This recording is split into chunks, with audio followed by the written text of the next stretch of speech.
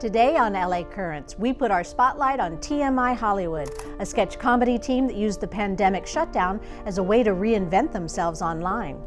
Next, Joanne O'Brien returns to give us the latest scoop on COVID and why getting a flu shot is so critical this year. But first, whether you're taking the bus, train, or driving, Seleta Reynolds of LADOT knows all about navigating LA traffic.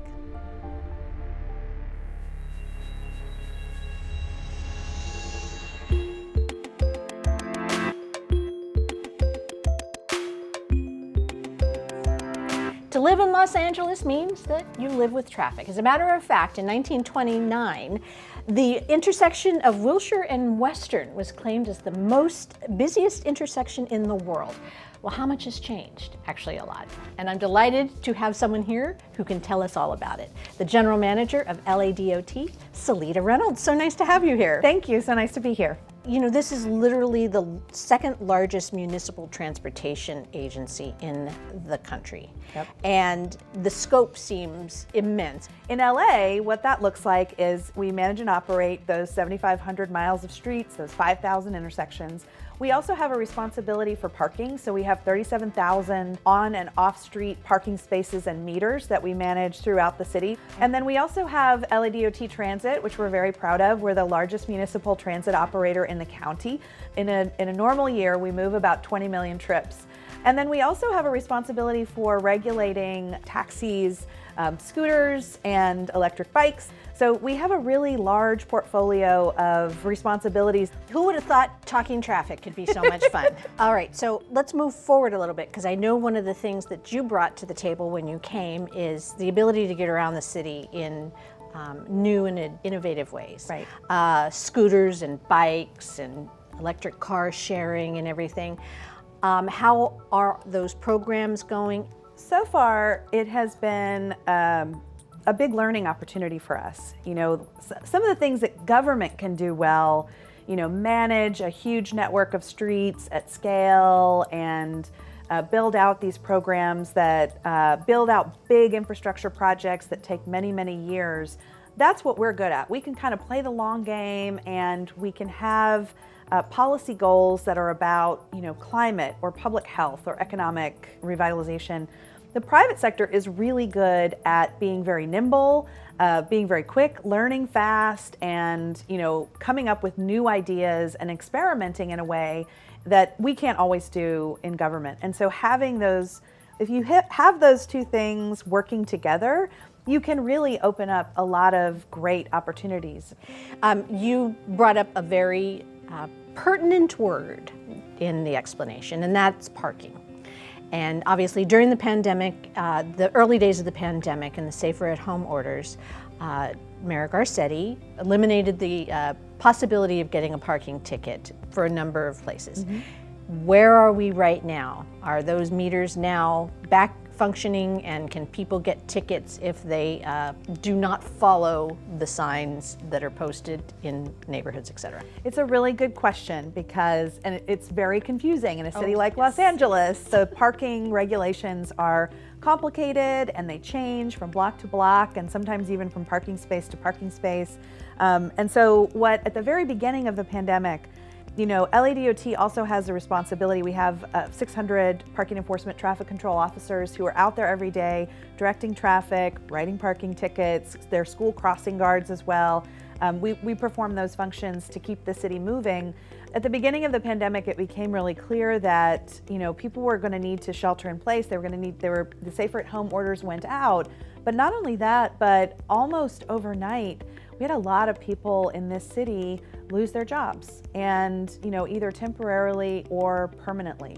And as a department, it felt like, you know, we have a lot of financial burdens that we put on people. We write your ticket, that ticket can increase in its you know, an amount if you don't come in and tell us you think it was wrong.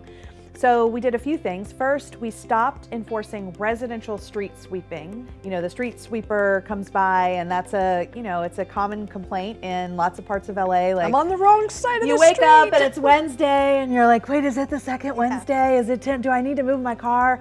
And we do that because keeping the streets clean is a public health matter. You want to keep garbage and trash and all sorts of other things that accumulate on the streets out of the streets. We stopped writing those tickets. We kept writing tickets at meters, which I think was confusing for people because it wasn't just an outright across the board freeze. But then we also stopped enforcing a whole bunch of other things that we enforce for. We almost completely stopped towing people, which is something that we do. And we froze your parking ticket. So if you had a parking ticket, we froze it so that it wouldn't continue to increase if you didn't come in and pay it and figure it out. Okay. But we're really excited about a couple of ideas that we have to make it easier on people. So we're proposing that if you have several parking tickets, you could have an amnesty where you could come in and just pay the base amount for those tickets, and we'll wipe away all of the increases in fines and things like that, and a couple of other ideas to try and make it easier for people, to ease the burden a little bit, because we know that so many people are still struggling. Let's keep with this theme of adjustments made because of this shift in how we exist, period. So one of the big things was the opportunity to create a dining al fresco. With that, restaurants had the opportunity to have guests again. And with that, parking spaces were taken away and lanes and streets were taken away. So I imagine it, from your vantage point, great idea with maybe some challenges to consider. So where is that balance right now? So I love the question because I think that it points to something that I think a lot of people maybe don't think about, which is that the streets in the city are public space, right? They belong in the sidewalks. They're just like a park or a library, anything else that belongs to the people who live in that city.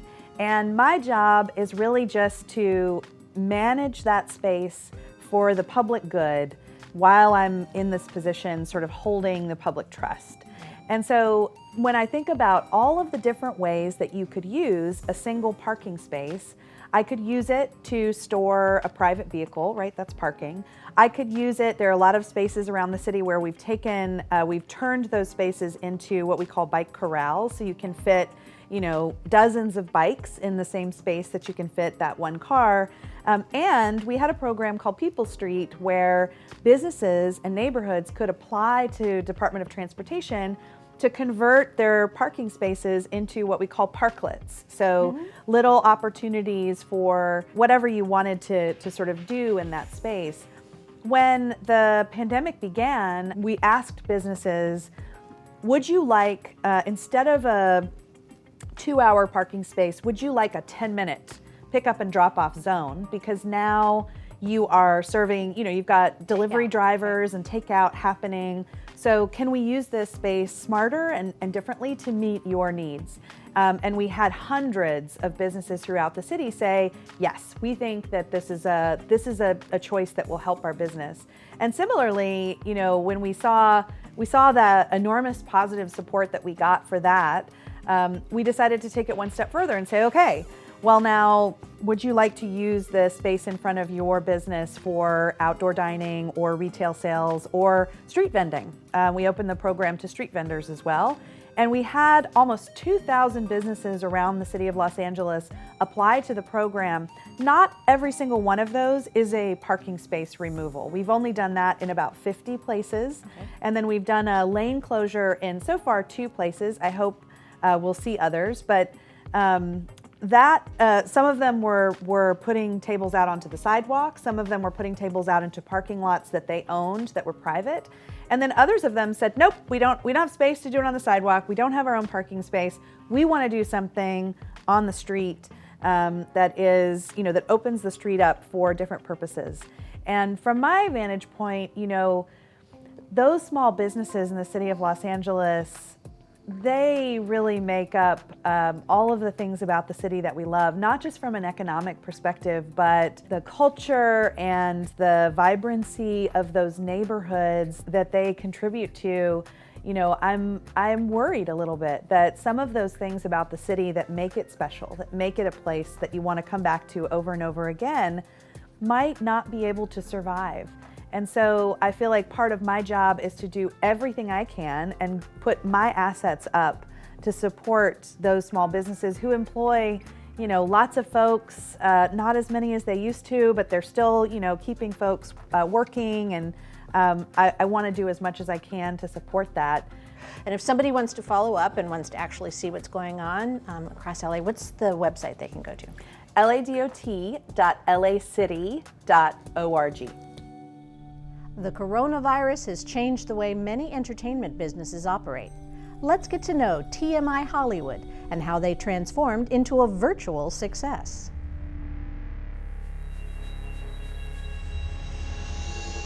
TMI Hollywood is a sketch comedy show that I created back in 2012.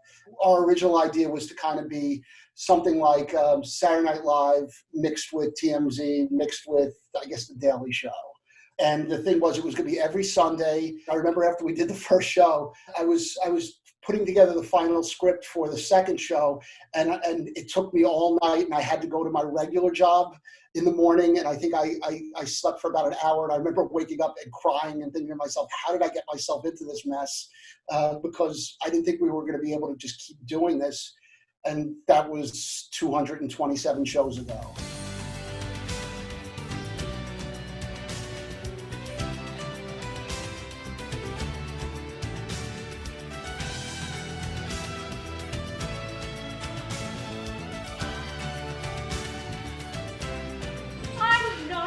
Out the door yet, and you're already trying to get with Switzerland? I would expect this from someone like Italy or Estonia. Okay. We started with, I think it was like 4 writers and about 20 actors. Now we have, I think the last count, we had almost 80 actors that rotate in and out of each show. We usually put 14 actors in a show. We have probably about 20 different people involved in the production side of it. So altogether, there's probably about 100 people involved with TMI at any given time. Do you really want to see me go like this? Pretty much, yeah. Yes. Bye-bye. Fine. I'll go. The last week that we did a show was, our last show was on March 15th. And the whole week leading up to it, we kept hearing about how the virus was getting worse and how at any point in time we might go into some kind of shutdown. And during the course of that week, I think we almost canceled the show 3 or 4 different times, but we did the show. Welcome to How Dare You with your host, Greta Thunberg. This week, Donald Trump went to London to meet with NATO. Oh, by the way, NATO is the name of prostitute Trump met with. Now you laugh. And so at the end of the show, I just had written in at the very last second to for one of our actors to say, we're going to take a couple weeks off until everything kind of gets worked out. Hopefully we'll see you back here in about 2 or 3 weeks.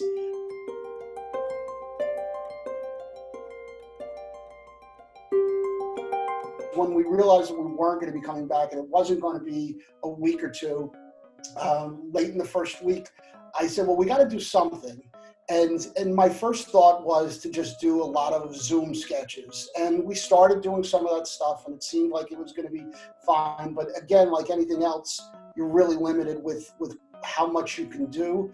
And the humor at some point just kind of gets repetitive because of the limitations of what you have. And I said, well, why don't we just stick a bunch of our actors and some of our writers on screen, and instead of trying to be funny, why don't we talk about what's going on in our lives right now? Because I thought it would sound like an interesting sociology experiment to see, how this would work, because we have actors that are 21, 22, and we have actors that are 40, and we have writers that are in their 20s, and we have writers who are in their 50s. And so you have such a wide variety of people that there was clearly going to be a lot of different viewpoints about the way the world was working. And so that was the initial thought. We were going to come on and we were going to put as many people who wanted to be on screen to just talk about our day. And I think we did that 1 or 2 shows, and then we realized, well, there's no way we're going to be able to last for an hour or so by just kind of being unscripted. And so the next idea was, well, how about this? We'll actually create like a whole show rundown. And so each day I'll look at the news and then I'll figure out, well, okay, what are we going to do today based off of what happened yesterday. And, in a way it was very much like the live show because we were still taking stories from the news of the day, and it kind of grew out of that. Welcome to TMI Daily, your daily roundup of everything people are talking about online since they aren't allowed to talk about it in person. Again, we thought we'd do it for a couple of weeks. Last week we hit our 100th show. Scientists have discovered an asteroid that may hit Earth a day before voters go to the polls on November 3rd. Democrats were quick to subpoena the asteroid to testify about possible election tampering. The big difference between being online and being in front of an audience is obviously the immediacy of the reaction you're going to get.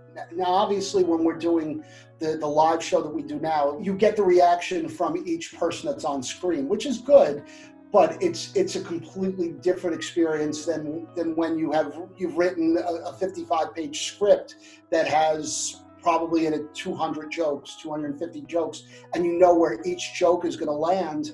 And, you can really quickly realize that was a really good joke because you got a good laugh. That was a terrible joke because people groaned or they didn't laugh at all. So now it's more a question of reacting off of each other, which is just a whole different animal.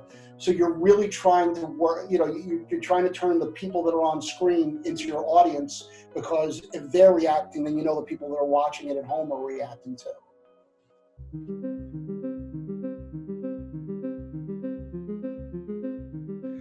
Okay, so it's a little bit after 7 a.m. I get up around this time every morning because it gives me a little extra time to start planning the day. I have just a little bit under 11 hours till the show tonight. So for the next 3 hours or so, I'm going to sit here on the couch and I'm going to look at stories in the news on my tablet, and I'll also watch. Now, when it comes to the daily show that we're doing now, we talk to anybody and everybody, because the one thing that we've learned over the 100 plus shows we've done now is that there's something interesting in everybody's conversation, especially now. And so our guests now are just everywhere. I mean, this week we had civil rights activist Hermine Hartman. She was marching with Jesse Jackson in the 60s and is a major civil rights figure in Chicago to this day.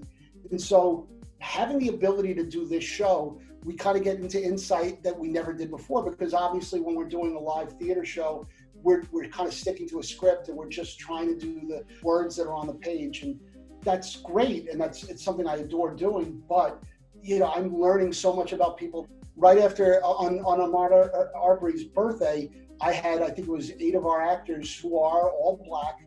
And they came on and they talked about what it's like living in their skin. And it was amazing for me because I've known some of these people for 4 or 5 years and I didn't know the things that they deal with. And so having the ability to do this show, we kind of get into insight that we never did before, learning about just the human condition in ways I never did before. So it's a little bit after 10:30, so we've moved down to my office, which I will affectionately refer to as the command center from this point on. Yeah, actually, I'm not really going to call it that because that's kind of dumb. No, this is my office. This is where everything that involves the show from this point on kind of gets taken care of. Over to my right, we have the 2 computers that power the whole show. And over here is the live editor that we use to switch back and forth between each one of the streams.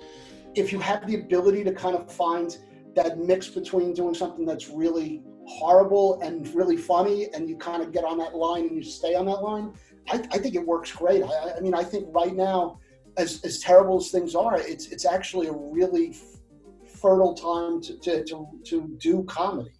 Now, let's send it over to tonight's TMI Daily Cast and Crew Roundtable.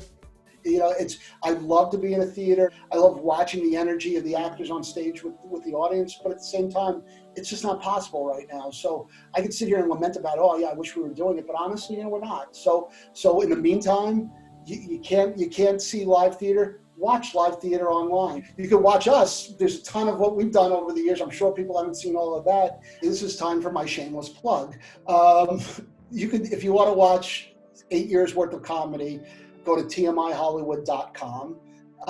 If you want to watch the most immediate things we're doing, go to facebook.com/TMI Hollywood. It's really interesting. People have asked me in the past, well, where do you see yourself in 2 or 3 years? And the answer I've always given is that I never thought I was going to be doing this for this long. So for me to look 2 or 3 years into the future just doesn't make sense, because I got to 8 years by not planning to get to 8 years. It's the one business where every day of the week somebody's telling you you're not going to succeed, or we don't need any more writers, we don't need any more comedians, we don't need any more actors. And you're going to hear that day in and day out. So, we just take every day as it is. I mean, as soon as I'm done with this, I'm going to just start writing the rundown for the show we're doing. And that's the future I know about right now. The twindemic could be a real thing this season. While the world awaits a proven COVID-19 vaccine, a new strain of the flu is already upon us.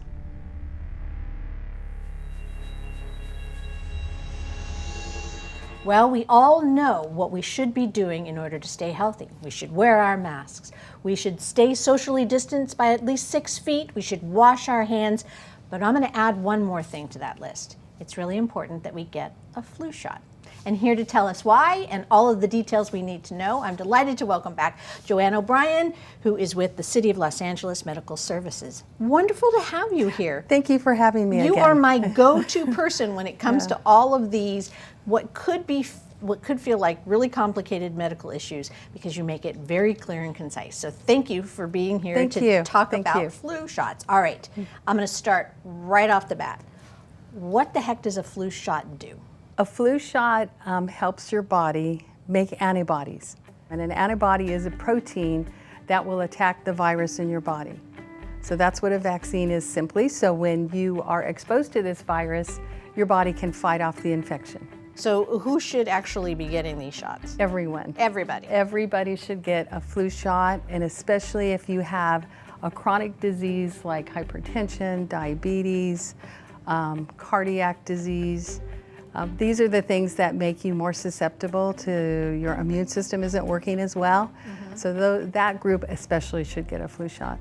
So why the push this year for a flu shot? Because there definitely is a huge campaign to get people cognizant and get people out there to get a flu shot. What is it about this year in particular? Because of the pandemic, and I've heard the word the twindemic. We don't want two epidemics at the same time. If we don't protect ourselves against the flu, and there is also an outbreak of the flu, that will really impact our healthcare system, which we're already dealing with COVID, so you might have this double whammy going on. So you don't want to impact the healthcare providers, because we already have the pandemic. So this is really the most important vaccination you should get this year. Can you get the flu from a flu shot? No, you cannot. You cannot. Because I've heard that, by the way. Absolutely, I've heard it so many times. It's a myth, and I'll tell you why. You can get the flu shot, and then there's people who say, every time I get the flu shot, I get sick 2 weeks later, or 2 days later. The flu shot doesn't work until 2 weeks. Your body has to make those antibodies, and it takes up to 2 weeks. So from the time of getting the shot to your immunity, you could be exposed to the flu and get it. And then, of course, COVID is very much on everyone's mind. And the symptoms are, somewhat parallel, but at the same time, specifically different. Because you mentioned fever, so that's something. So what are some of the things that you should understand the difference between the flu and COVID-19? The similarities are just almost in line. Both can cause respiratory problems. Some of the onset symptoms for both are you're feeling achy, you have a fever, you may get a cough, you may have a sore throat. The one big sort of cardinal difference with COVID is many people will lose their sense of smell and taste. That does not happen with the flu. And this is the key. If you don't feel right, call your doctor. Go get tested for COVID. There's also, most doctors' offices have them, there's a rapid test for flu.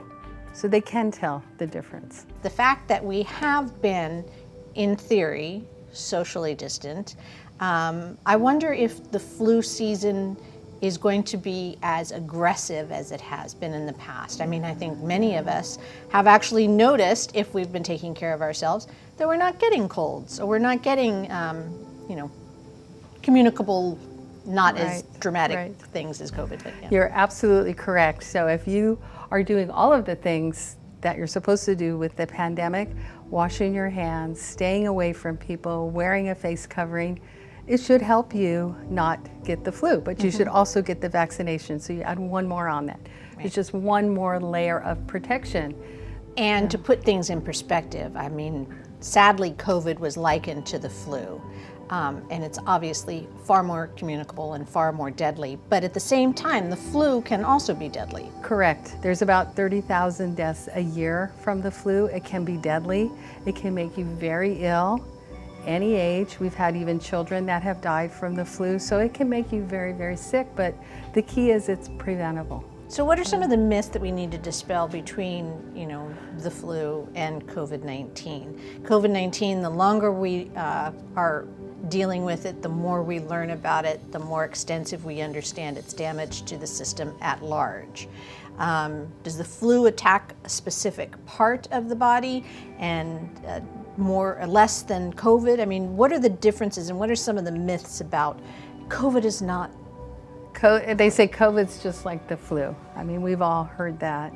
That is simply not true, because if you look at statistically, the COVID is 6 times more deadly than the flu. 6 times. That's big numbers. That's a lot. It's a lot. And then what we're seeing now is those individuals that have been really ill and in ICU or have become very ill, their recovery is very long. And what they're starting to just identify, it's brand new, that there are neurological problems, like with memory and speaking and even their affect, the ability to laugh or smile and react emotionally like you're supposed to. So they're starting to see some cognitive or brain problems. And they're starting to see heart problems, lung problems. I personally know very young, early 30s, picked it up, didn't really have severe symptoms, isolated, went to a hotel, and this is about a month after she's recovered, and now she's starting to have cardiac and lung problems. Completely healthy, no comorbidities young. So that's why, these stories are real, and I think because it's so brand new, we're gonna start seeing some more data about, after someone recovers. So, and even what they're seeing now too is some of the younger kids that have had the mild symptoms, months later, they're showing up with symptoms, like asthma-like symptoms. So they think it's a reaction of an inflammatory response. I was going to say, are we going to redefine it? It's not necessarily a respiratory issue. It's a lot larger. They might, because it seems like it affects a lot of symptoms, or in your body, your brain, your heart, your lungs. So. What's the word on the street about being able to treat? Now, not the vaccine to be able to prevent, but to be able to treat. I mean, what are some of the innovative things that are happening with the treatment of COVID? Last time we talked, it was positioning in a bed and keeping lungs. I think the administration of steroids, which helps calm down that inflammatory response. So I know that's new. They're using some antibiotics, but we're getting better at treating it, so I think that's why we see a little bit of the hospitalizations going down and the death rates going down, because we're getting better at just treating it. And I honestly think it's case by case, because you see so many different responses. In terms of COVID, how are we doing as a city? I mean, you kind of get a bird's eye view of, we've moved from the worst to not so much the worst, but are you feeling optimistic about the direction we're taking? I am. We're not exactly where we're supposed to be, but absolutely heading in the right direction. There's less hospitalizations, less positive cases. The positivity rate is going down. So this is all really, really good signs, and kudos to LA, because it shows everybody's doing what they're supposed to be doing. So if someone wants more information, how can they reach out and get more information? I would go to the CDC. They have a really comprehensive website. You could just put in CDC flu and it'll pop up. LA County has a really good site as well. I was looking at it this morning. So Great. There's tons of information out there. Remember, wear a mask, wash your hands, stay 6 feet apart, and get a flu shot. It's super easy. And that's a wrap on this LA Current.